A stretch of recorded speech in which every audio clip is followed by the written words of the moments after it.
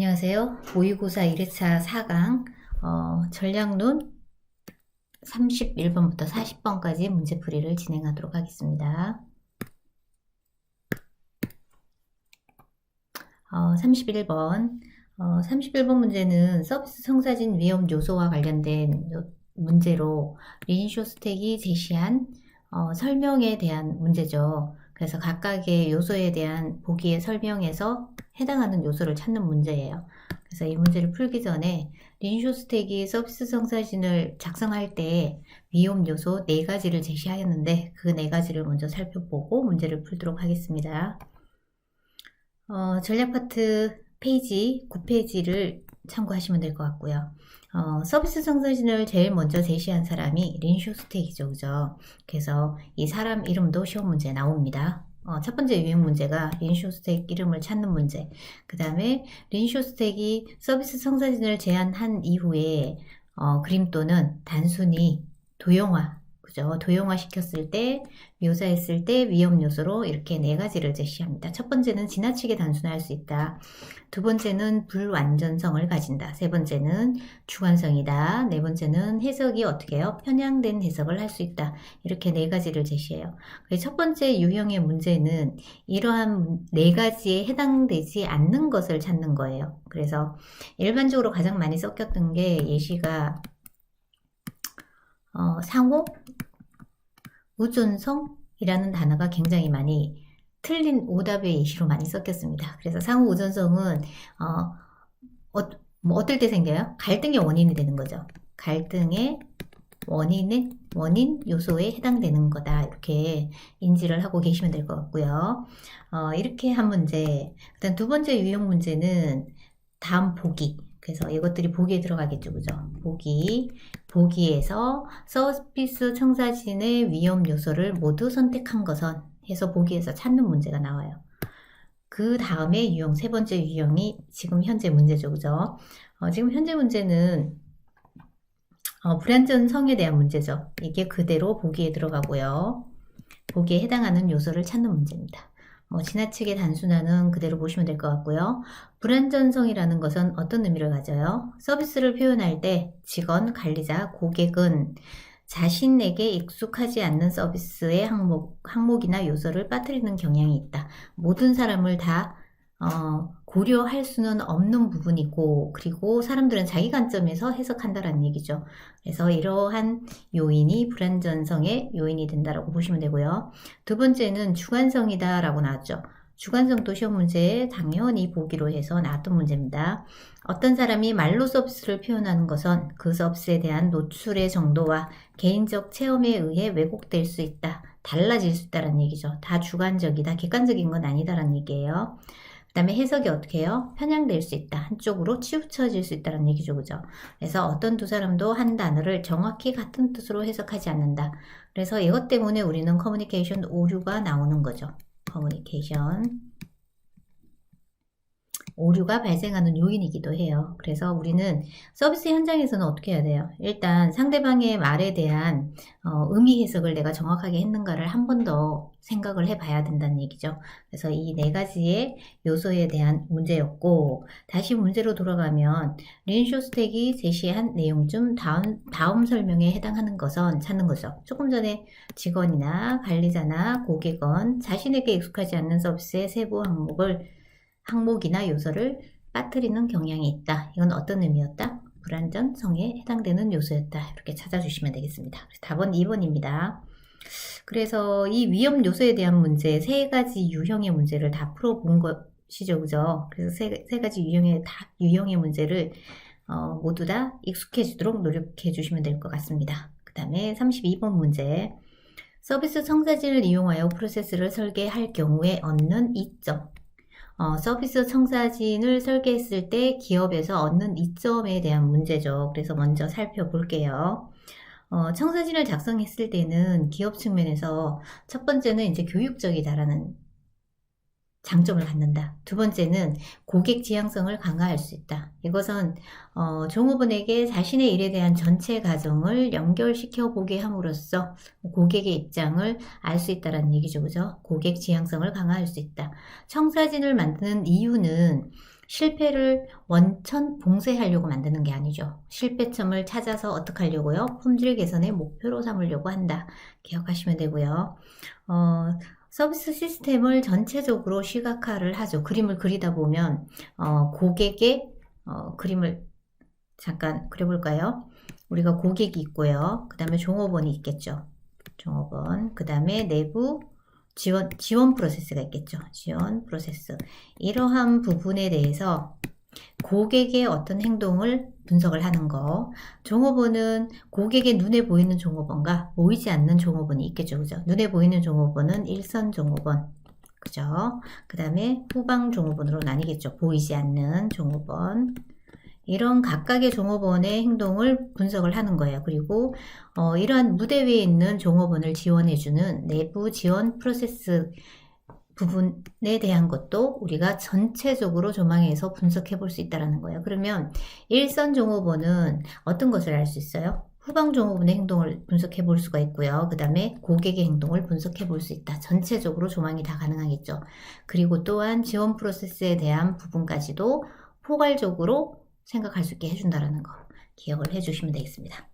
자, 그 다음에 내부 상호작용서는 부서 간의 독립성을 명확하게 나타내줌으로써 끊임없는 품질 개선에 도움을 준다. 그 다음에 서비스 구성 요소와 연결을 명확히 하여 전략적인 토의를 쉽게 할 수 있다. 각 요소에 투입되는 비용과 수익 및 자본을 파악하고 평가하는 기초를 제공해 준다. 자, 그 다음에 이제 많이 틀어지는 부분인데요. 내부나 외부 마케팅을 위한 합리적인 기반을 제공해 주는 거죠. 그죠? 그래서 내부 마케팅만 아니고요. 외부 마케팅만 아니죠. 그죠? 두 마케팅을 같이, 그죠? 융합해서 어떻게 합리적 기반을 제공한다. 그 다음에 품질 개선을 위한 상위 하달과 하위 상달을 촉진한다. 커뮤니케이션이 자, 아래서 위로 가는 거, 밑에서 아래로 내려오는 거, 하향식과 상향식이 있죠. 그죠? 우리 개론 파트에서 배웠던 부분이에요. 커뮤니케이션의 공식적인 커뮤니케이션의 유형이었죠. 그죠? 근데 이 두 가지를 다 촉진해 준다. 그럼 시험 문제가 그냥 딱 봐도 어떤 느낌일까요? 상위 하달만 촉진한다. 이러면은 틀린 예시가 되겠죠. 그 다음에 서비스 청사진은 서비스 종사원의 품위를 유지하는데 뭐 도움을 주기 위해서 하는 건 아니죠. 그죠? 고객 관점에서 서비스의 어떤 프로세스상에 무엇을 찾기 위해서 실패점을 파악하기 위해서 파악해서 분석해서 품질 개선의 목표로 삼으려고 하는 거다. 이렇게 보시면 되겠습니다. 그래서 문제로 돌아와 보면 2번은 보시면 뭐 다른 건 지금 다 읽었던 내용이에요. 2번이 왜 틀렸는가 한번 보겠습니다. 일선 종업원의 의견이 최대한 반영될 수 있도록 하향식 의사 접근을 배제하면 안 되겠죠. 그죠? 그래서 하향성 의사 접근 이렇게 돼야 되겠죠. 상향식 의사 접근을 활성화하는 데 도움을 준다라고 하면 이게 맞는 답이죠. 맞는 설명이 되죠. 그래서 이점이 아닌 것을 찾는 문제에서는 지금 2번이 틀린 예시이기 때문에 2번이 답입니다. 33번 VOC에 관련된 문제입니다. 굿맨이 제시한 고객 피드백의 가치를 훼손하는 요소에 해당되지 않는 것을 지금 찾는 거죠. 그죠? 그러면 먼저 예시를 한번 살펴볼게요. 기업들이 VOC 관리에서 고객 피드백 가치를 훼손하는 8가지를 굿맨이 이렇게 제시를 하였습니다. 그래서 색깔이 빨간색, 파란색 맞네요. 그러면 다 바뀌었다는 얘기예요. 그럼 한 문제, 두 문제, 세 문제, 네 문제, 다섯 문제, 6문제 나왔다는 얘기예요. 그죠? 각각에 대해서 틀어지는 부분을 정확하게 지금 분석을 하시면 여기에서 어떤 문제가 나와도 풀 수 있겠죠. 첫 번째는 비능률적이고 중복된 자료 수집. 그죠?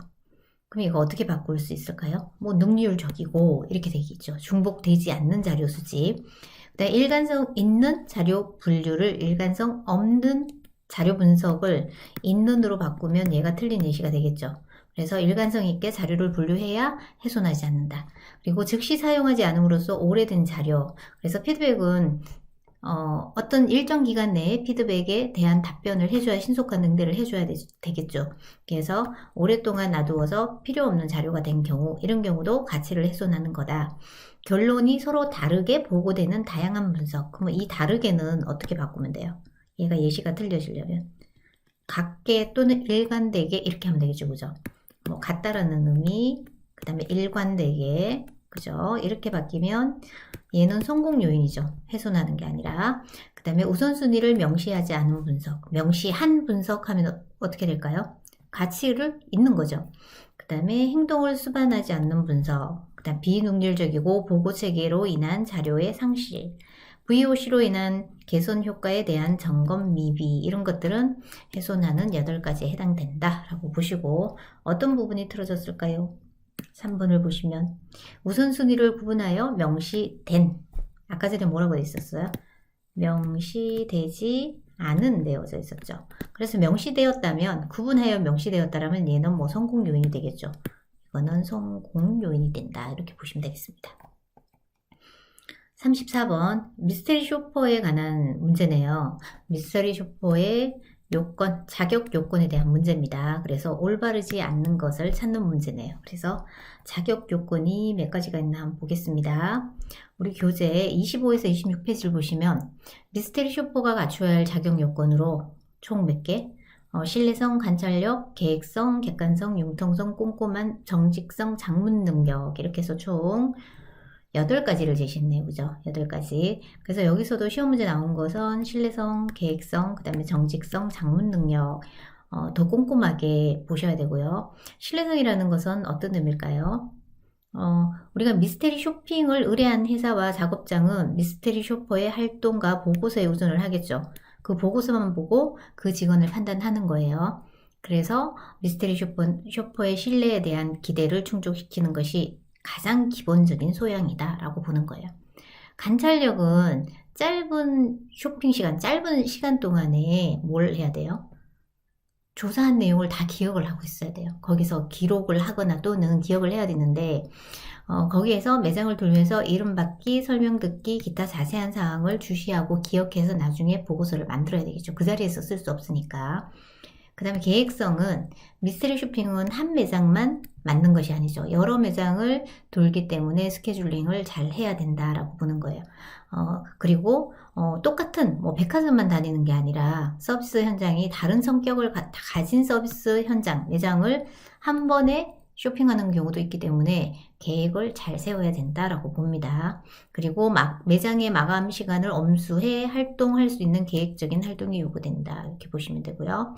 객관성은 쇼핑을 할 때 여론조사가 아니죠. 감상문도 아니죠. 그래서 사실을 있는 그대로 쓰는 것이 원칙입니다.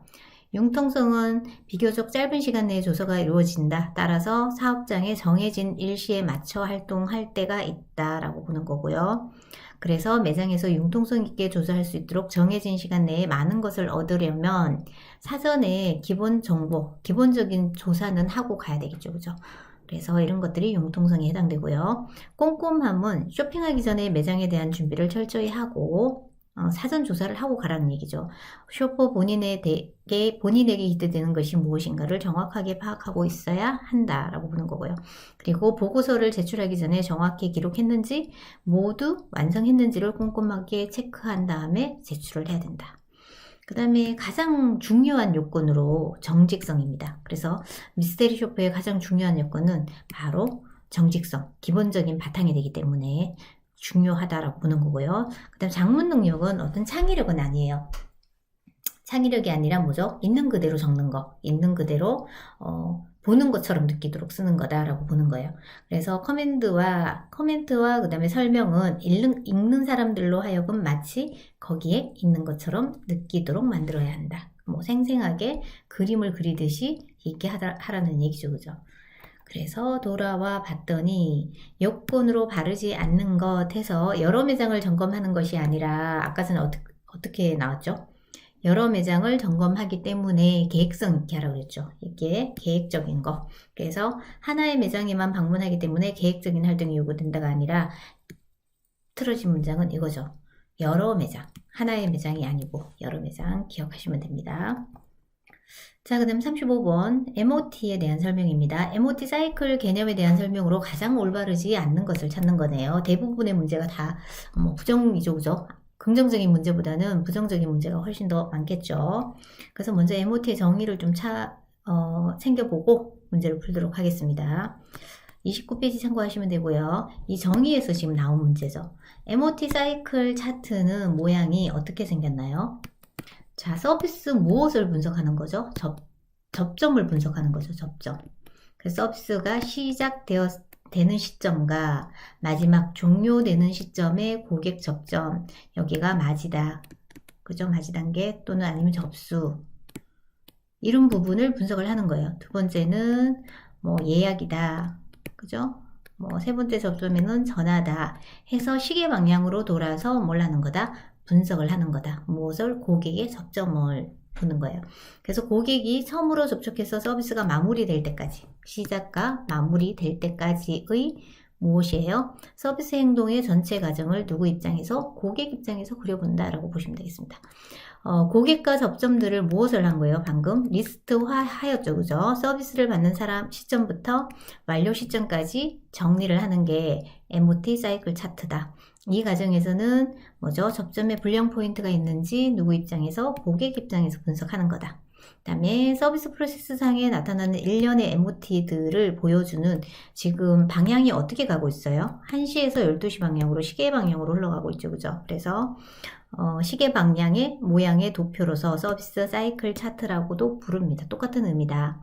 그래서 밑에 보시면 MOT들을 원형 차트 1시 방향으로 시작해서 순서대로 한다. 그래서 여기서 빨간색이니까 또 뭔가 다르게 나왔다는 얘기죠.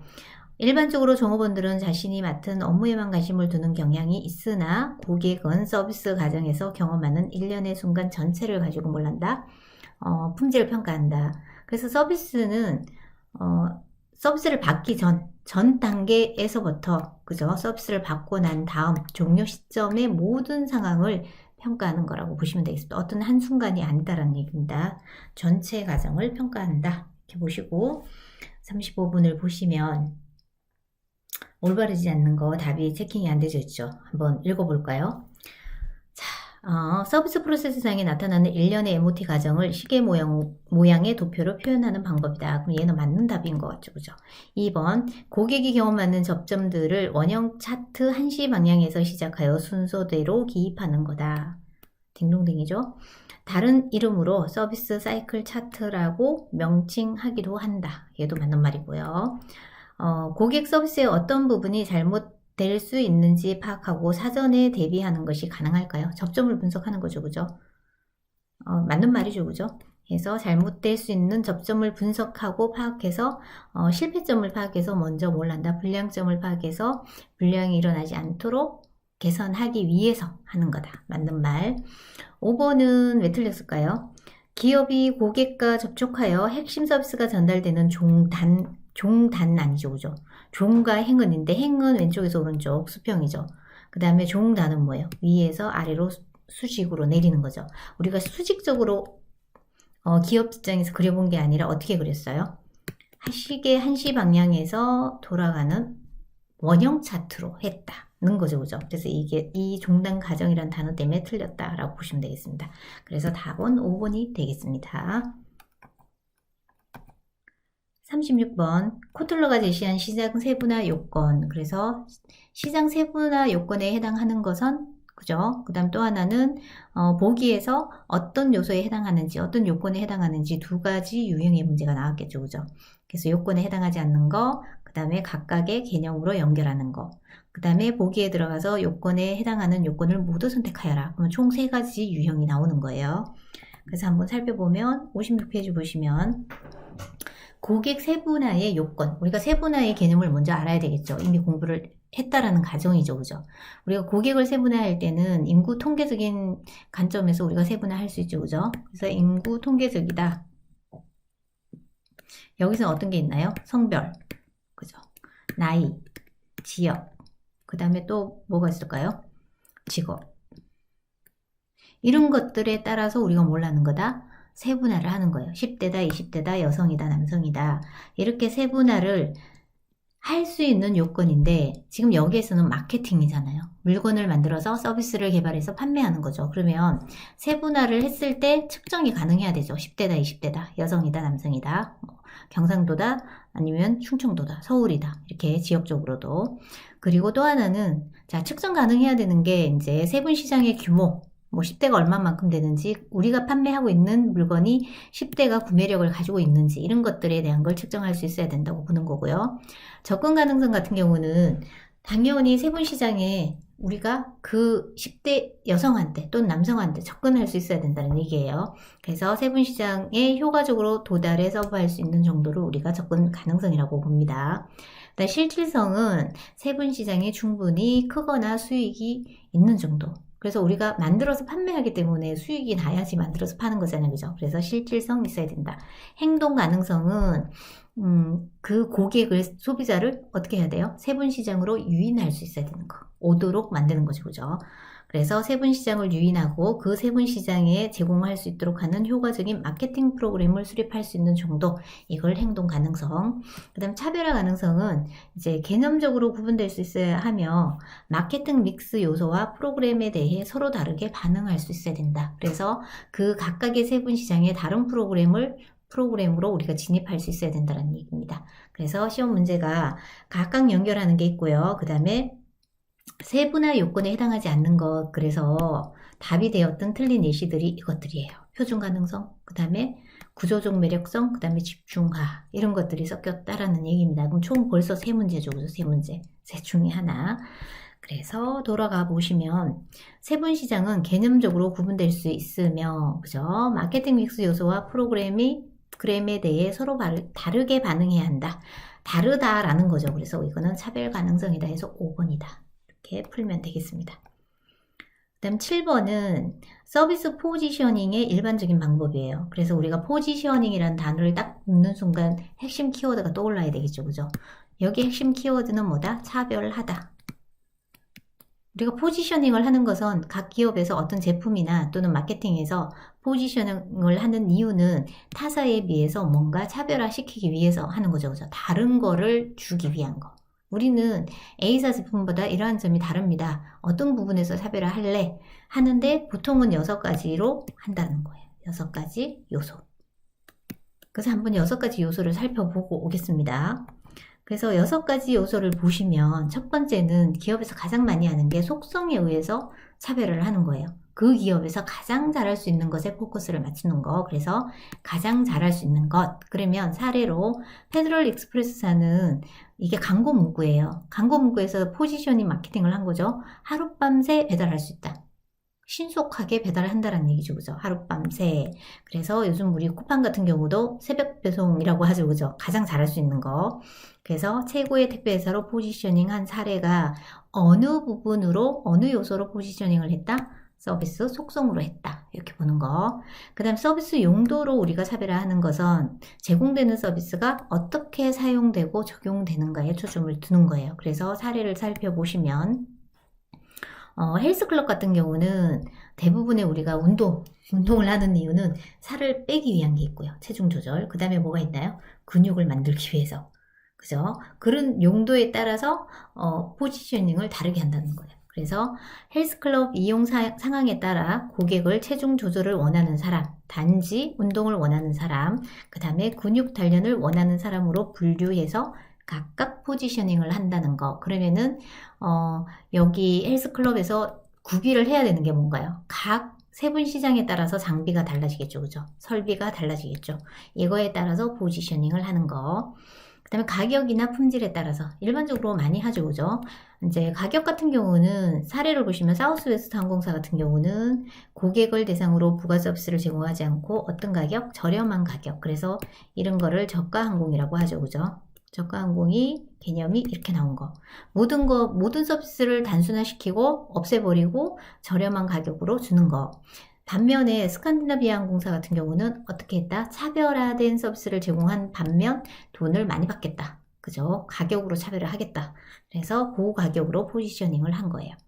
그 다음에 등급으로 우리가 포지셔닝한 가장 대표적인 사례가 피자헛의 사례라고 보시면 돼요. 그래서 그 피자헛에서 우리는 패스트푸드 레스토랑이 아니에요 라고 얘기를 하죠. 무엇이라고? 정통 레스토랑. 그래서 우리가 패스트푸드 그러면 음식이 뭔가 건강한 맛이 아니라고 생각을 하시잖아요. 그죠? 정통 레스토랑 같은 경우 고급지고 건강한 맛. 그죠? 그래서 정통 레스토랑은 뭐 1급 수준이라는 얘기죠. 그래서 우리는 2급이 아니라 2급이다라고 등급으로 포지셔닝을 한 거다라고 보시면 되겠습니다. 그 다음에 서비스 이용자로 우리가 포지셔닝 한 것은 이용자에 따라서 만약에 세탁세제가 개인한테 판매를 하는지 일반 소비자한테 판매를 하는지 아니면 기업체에 판매를 하는지에 따라서 다르게 포지셔닝을 하는 거예요. 그래서 A기업은 가정용 세탁 전문으로 하는데 반해 B기업은 비즈니스용 전문 세탁 전문 업체로 포지셔닝을 한다. 그래서 사례가 시험 문제 나오는데 사례에서는 보통 호텔이 잘 나와요. 호텔. 그래서 땡땡 호텔은 사업자 출장 고객을 대상으로, 그래서 비즈니스 호텔이겠죠, 그죠? 그 다음에 XX 호텔은 관광객을 대상으로, 관광이 목적인 거죠. 그래서 이렇게 포지셔닝을 다르게 한다라고 보는 거고요. 마지막으로는 이제 경쟁사를 포지셔닝 하는 거죠, 그죠? 경쟁사와 대비하여 자신의 서비스를 포지셔닝 하는 거. 일반적으로 이 6가지로 포지셔닝을 한다라고 하고, 지금 거의 다 시험 문제 나온 거죠, 그죠? 속성도 나왔고요, 용도도 나왔고요, 가격 품질 관계, 빈도수로 봤을 때는 뭐 서비스의 용도나 이용자, 그 다음에 속성도 잘 나왔던 문제예요. 나머지는 빈도수가 조금 더 낮은 문제. 이렇게 체킹하시면 되고. 그래서 문제를 봤더니 제공되는 서비스가 어떻게 사용되고, 그죠? 적용되는가에 초점이래요. 그럼 어디에 해당될까요? 서비스의 용도에 해당된다. 그래서 답은 2번이다. 이렇게 보시면 되겠습니다. 일단 38번. 여기서는 틈새 시장에 대한 문제죠. 그죠? 틈새 시장의 전제 조건. 그래서 먼저 개념을 살펴볼게요. 틈새 시장의 전제 조건은 틈새라는 것은 틈새. 세분 시장보다 크다 작다? 세분 시장보다 더 작은 시장이에요. 굉장히 작게 쪼개진 틈새 시장이라고 보는 거예요. 그래서 중소기업에 맞는 마케팅이다라고 틈새 시장의 원래 개념은 중소기업에 초점이 맞춰져 있다라고 보시면 돼요. 그래서 전제 조건이 첫 번째, 중소기업은 높은 매출액을 실현할 수 없을지라도 높은 수익성을 보장할 수 있는 충분한 시장 규모와 구매력이 있어야 된다. 이게 전제 조건이다. 그래서 대기업에서 진입하는 게 아니라 중소기업에서 많이 진입을 한다. 이거고요. 그 다음에 장기적인 시장 잠재력이 있어야 되겠죠. 아무리 틈새라 하더라도. 그래서 이 장기가 뭘로 바뀌었어요? 단기. 그죠? 그 다음에 이상적인 틈새 시장은 주요 경쟁자 관심 어디 있어야 돼요? 밖에 있어야 되겠죠. 안에 있어야 된다 그러면 틀리죠. 그죠? 남들이 몰라야 되는 게 틈새예요. 기업 측면에서 시장의 욕구를 충족시켜줄 수 있는 능력과 충분한 자원을 보유하고 있어야 우리가 틈새 유지를 할 수 있겠죠. 그죠? 그 다음 소비자로부터 확립해놓은 신뢰관계를 통해 주요 경쟁자들의 공격에 방어할 수 있어야 된다. 같이 참여하면 안 되겠죠. 그래서 틀린 예시로 들어온 게 경쟁자의 적극적인 참여가 형성될 때 된다라고 되어 있는데 이게 아니죠. 그죠? 몰라야 된다라는 거. 그래서 여기서만 해도 시험 문제가 총 몇 문제가 나왔다고요? 4문제가 나온 거예요. 한 번은 이 장기적인, 단기적인, 관심 안에, 밖에. 경쟁자들의 공격을 방어할 수 있어야 된다가 경쟁자들의 적극적인 참여가 형성되었을 때, 있을 때 형성된다. 이렇게 바뀌었겠죠. 근데 앞에 문제가 지금 이 문장이 아마 바뀌었을 거예요. 그래서 한번 살펴보겠습니다. 답이 없네요. 그죠? 그래서 우리가 답을 찾아보겠습니다. 자, 1번. 장기적인 시장 잠재력이 있어야 된다. 맞는 거죠. 2번. 이상적인 틈새 시장은 중요 경쟁자들의 관심 어디 있어야 돼요? 밖에 있어야 된다. 그러죠. 그죠? 그 다음에 충분한 능력과 충분한 자원을 보유하고 있을 때 있어야 된다. 자, 4번. 대기업에 비해 중소기업은 높은 매출액을 실현할 수 없지만 수익성을 보장할 수 있는 충분한 시장 규모와 구매력이 있어야 된다. 이 문장은 틀렸을까요? 맞을까요?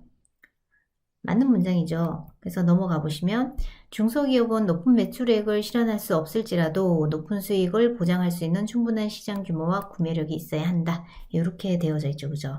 그래서 얘가 맞는 말이고요. 5번은 보시면 기업은 자신들이 소비자로부터 확립해 놓은 신뢰관계를 바탕으로 주요 경쟁자들과 가의 협력과 상생을 통해 시장 규모를 확장해야 한다. 왜 틀렸을까요? 주요 경쟁자들이 어디에 있어야 돼요? 전제 조건은 밖에 있어야 되잖아요. 몰라야 되잖아요. 그죠? 경쟁자들이 참여를 하면 된다, 안 된다? 안 되죠, 그죠? 그래서 공격에 방어할 수 있어야 된다는 거예요. 협력이 아니라, 그죠? 그래서 답은 몇 번이 될까요? 5번이 되는 거죠, 그죠? 5번. 자, 39번 문제는 서비스 패러독스에 대한 문제네요. 서비스 패러독스의 발생 원인에 대한 설명으로 적절하지 않는 것을 찾는 거예요. 서비스 패러독스가 일어난 원인은 서비스의 어디에서 원인을 찾을 수 있어요? 공업화가 가장 대표적인 거죠. 공업화. 공업화를 함으로써 기계화를 했고, 그러다 보니 서비스가 어떻게 됐어요? 표준화가 되었죠. 그리고 표준화가 되고 동질화가 되었죠. 이게 바로 서비스의 어떤 그 패러독스의 발생 원인으로 작용을 했다라고 보시면 되겠습니다. 그래서 먼저 살펴볼게요. 서비스 패러독스의 서비스 공업화에 대한 설명은 서비스는 사람이 제공하는 거죠. 사람이 다 제공해야 되기 때문에 노동 집약적이다라고 얘기를 하죠. 그죠? 그래서 이 노동 집약적인 부분을 기계로 대체하고 인건비를 절감했죠. 인건비를 절감함으로 해서 우리가 어떻게 됐다? 서비스가 표준화되는 계기가 된 거죠.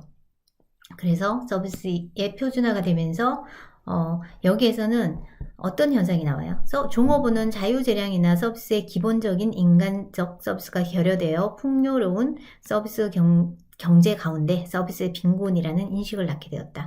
모두 일괄적이고 획일적인 서비스를 제공하게 되는 거죠. 그래서 뭔가 친절한 듯 하지만 왠지 모르게 부족한 부분이 나타난다라고 보는 겁니다. 그 다음에 서비스의 동질화는 표준화시켰기 때문에 유연하게 응대할 수가 없다라는 얘기죠. 그죠? 경직되는 위험을 지니게 된 거고요. 그리고 인간성 상실이 되었죠. 기계화했기 때문에. 그 다음 기술이 좀 복잡해지는 시대가 되었죠. 그래서 제품이 너무 복잡해져서 소비자나 종업원이 기술 진보에 따라가지 못하는 경우도 있죠. 그리고 우리가 서비스 수리를 받으려면 어떤 제품의 수리를 받으려면 예전에는 가까운 곳에 가서 점포상이나 전파상에서 고칠 수 있었던 부분을 요즘은 다 서비스 센터를 가야 되잖아요. 그래서 손쉽게 인근 업소에서 수리받던 시대가 지나가고 이제 고객이 멀리까지 가서 기다려야 되는 시대가 되었다라고 보는 거예요. 그래서 이것은 이렇게 해서 이렇게 찾는 문제로 나오는 문제고요. 종업원 확보에 악순환이 있게 되었죠. 그죠? 그래서 점차 인력 확보가 힘들어짐에 따라서 종업원을 충분한 교육 없이 현장에 투입함으로써도 서비스 실패가 일어나는 문제도 발생한다라고 보는 거예요. 그러면 색깔이 빨간색이 3개인데 기술의 복잡화에 대한 요건 찾는 문제가 있고요. 그 다음에 표준화에 대한 표준화 동질화 같은 경우는 문제가 다음 중 원인에 해당되지 않는 것은 찾는 거예요. 그러면 표준화를 가장 쉽게 다른 말로 바꾸려면 반대로 차별화라고 하면 되겠죠. 그죠? 이러면 얘가 틀린 거죠. 그죠? 근데 틀린 예시에 대한 답이 여기에 해당된다고 보시면 돼요. 지금 똑같은 문제죠. 그죠? 그래서 발생 원인으로 가장 적절하지 않는 것, 틀린 것을 찾는 거죠. 서비스가 어떻게 되어서 표준화되었기 때문에 문제가 된 거다. 그래서 해당하지 않는 게 3번에 해당하겠습니다. 그 다음 40번 효율적인 사후 서비스 관리를 통해 얻을 수 있는 기업의 이점, 그 애프터 서비스를 하는 이유죠. 그죠? 애프터 서비스를 하는 이유로 가장 거리가 먼 것은 찾는 거죠. 그러면 애프터 서비스를 먼저 살펴볼게요. 87페이지. 애프터 서비스는 일반적으로 어떤 곳에 일어나나요? 보통은 전자제품에 가장 많이 있는 현상이죠. 그죠? 그래서 일반적으로 기술 상담이라든가 사후에 유지 보수를 하기 위해서 아니면 제품을 업그레이드를 해야 된다라든가 이런 부분에 대한 애프터 서비스가 일어난다라고 보시면 되고요. 그리고 이점, 기업에 주는 이점, 그 다음에 애프터 서비스가 하는 역할은 고장 나는 부분이 계속 고장이 나서 애프터 서비스를 요청을 한다, 소비자가. 그럼 그 부분은 개선을 해야 되는 거죠. 그리고 개선을 해야 되는데 거기에서는 무엇을 찾을 수 있어요? 신제품을 개발할 때 다음에 그 부분을 어떻게 해야 된다? 개선을 해서 바꿔서 제품 개발을 하는 거죠. 그래서 제품 개발의 시간과 비용을 절감할 수가 있어요. 그리고 고객의 니즈를 파악할 수 있겠죠. 그죠? 그 다음에 트렌드도 파악할 수 있다. 그래서 우리가 일반적으로는 예전에는 왜 삼성전자를 많이 쓰세요? 라고 설문조사를 하면 대부분 사람들이 주저하지 않고 뭐라고 얘기해요? AS 때문에요 라고 얘기를 하는 거죠. 그죠? 그래서 AS 애프터 서비스에 만족을 하신 분들은 재거래와 재구입을 한다라는 얘기예요. 뭐 요즘은 LG도 잘하고 다 잘하죠. 그죠? 그래서 기존 제품의 품질 기능 향상에 도움을 주죠. 문제 있는 부분을 개선할 수 있으니까. 그 다음에 고객의 욕구를 충족시킬 수 있다. 그리고 수익 창출에 드는 비용과 시간적 노력을 절감시킬 수 있다라는 이런 좋은 점이 있기 때문에 기업에서는 애프터 세일 서비스를 한다. 이렇게 보시면 돼요. 그래서 시험 문제에서는 해당하지 않는 것을 찾는 건데 예시가 옆에 있는 예시 그대로 시험 문제 나왔죠. 고객 지원에 소모되는 비용을 일체 전환하여 확실한 신규 비즈니스 모델을 개척할 수 있게 해준다. 이걸 하기 위해서 애프터 서비스를 하는 건 아니다라는 거 기억하시고, 그 다음에 품질 요소는 애프터 서비스는 우리 어떻게 생각해요? 당연히 스마트폰은 1년 무상 애프터 서비스를 받아야 돼요? 안 받아야 돼요? 그래서 우리가 당연히 받아야 되죠. 그래서 당연적 품질 요소라고 합니다. 초창기 시험 문제 잘 나왔던 문제예요. 애프터 서비스 품질 요소는 어떤 품질 요소로 취급되어야 하는가? 이거죠, 그죠? 당연적 품질 요소다. 그 다음에 매력적인 품질 요소는, 자, 우리가 애프터 서비스를 받으러 갔는데, 보통은 우리 뭐 애플샵이라든가 삼성 가면 보통 뭐 20분에서 뭐 30분? 특히 애플 같은 경우는 곳에 따라서 1시간 이상 기다리는 경우도 있죠. 그죠? 그런데 대기 시간이 뭐 10분 만에 해줬다. 대기가 굉장히 짧다 그러면 굉장히 감동하겠죠. 그죠? 그래서 고객이 감동하는 포인트로 이걸 매력적인 품질 요소라고 한다. 그럼 시험 문제가 어떻게 나왔을까요? 애프터 서비스의 처리 시간은, 애프터 서비스의 처리 시간은 어떤 품질 요소에 해당하는가 찾는 거죠. 그죠? 매력적인 품질 요소 이렇게 선택하시면 돼요. 그리고 여기에 품질 요소가 5가지가 있는데, 우리 이거, 서비스 품질 측정 모형에서 카노의 모형이죠. 그죠? 카노가 제시한 모형에 맞춰서 체킹을 해 놓은 거예요. 그래서 이 5가지는 이미 알고 있을 거라고 생각을 하고, 매력적인 품질은 처리 시간, 당연적 품질은 애프터 품질 요소다. 당연히 받아야 되는 거다. 라는 거 기억을 해주면 되겠습니다. 그래서 가장 거리가 먼 게 지금 2번에 조금 전에 문장 그대로 들어가 있죠. 그죠? 고객 지원에 소모되는 비용 일체 전환하여 확실한 신규 비즈니스 모델을 개척할 수 있게 해준다. 그래서 답은 2번이다. 이렇게 체크를 해주시면 되겠습니다. 그래서 4번까지 문제풀이는 여기에서 마치고 다음 강의에서 뵙도록 하겠습니다. 고생하셨습니다.